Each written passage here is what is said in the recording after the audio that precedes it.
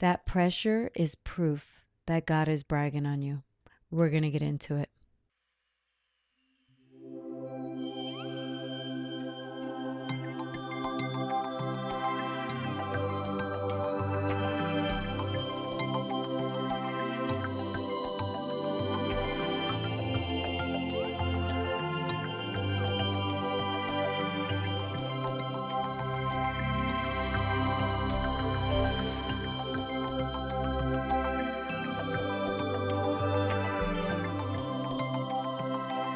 Hi, I'm Joe. Welcome back. This is the Ultimate Love Letter. Thank you for joining the conversation. That pressure is proof that you are powerful. That pressure is proof of your destiny. That pressure is proof that God is bragging to the unclean one about his faithful servant that can handle it. Now is not the time to break down. Now is the time to break through. I've been deeply saturated in the book of Psalms. And I know that God has been showing me the story of David for a reason. As I've been going through my own adversities, my own growth in life, and asking God for certain things, certain relief, no coincidences, God would bring me to the story of David and deeply saturate me there. I've been just reading the prayers that David wrote while he was hiding out in the wilderness. And I started to think, like, when did he have any peace? When was he able to rest? Having mighty men after him for many years, having the king of Israel and all his army seeking out his life day in and day out. When did he rest? And then I think about my own adversities and I kind of just laugh. Like, I couldn't even imagine that level of adversity. But when I think about all that David was destined for, now I understand. When God says that every blessing would far outweigh the challenge, the adversity that led up to the blessing, we have every reason to believe him. David was destined to sit on the throne, and David was destined for a reign that would see no end. So then, yes, David would need to, of course, go through what it would feel like to overcome great suffering, what it would feel like to come into great victory, what it would feel like to have his faith tested, but see time and time again how God would never leave his side. Yes, that was the deep preparation that was necessary for the giant victory that David would ultimately see and ultimately live the rest of his days in, which would be the king of Israel.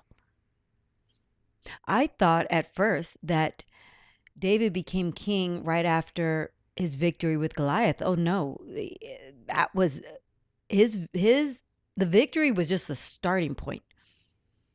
God had already destined David, yes, for the throne when he met Goliath. But David's experience, or David's walk rather, of faith is what led him to Goliath.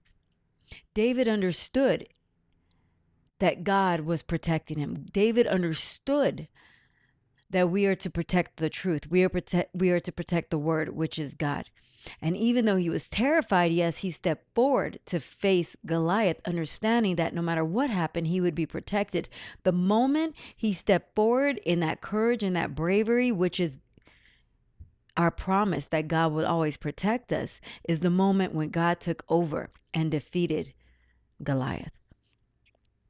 And yes, he used David to do that. But ultimately, David understood what was true. It was God.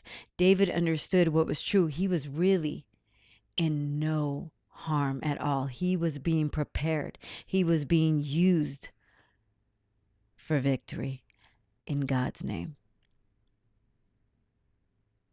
The pressure that we're feeling today, understand what it is. It is the same God who sought David in battle over Goliath, the same God who used a young boy like David, the unimaginable, and did the miraculous in front of armies, is the same God who is bringing you to battle with your adversities, with your challenges, so that he can bring you to your destiny. He brought David to the king of Israel, to the throne. God is carrying you into your destiny as well. He is using your adversities to prepare you, to ready you for your promise.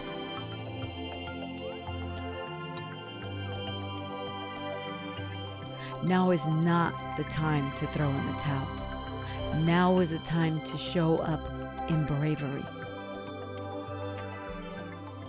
When we think about David's great destiny, to be able to rule over all of Israel, and then we think about the preparation that it would take for someone to be able to reign over Israel as long as David did until the end of his life.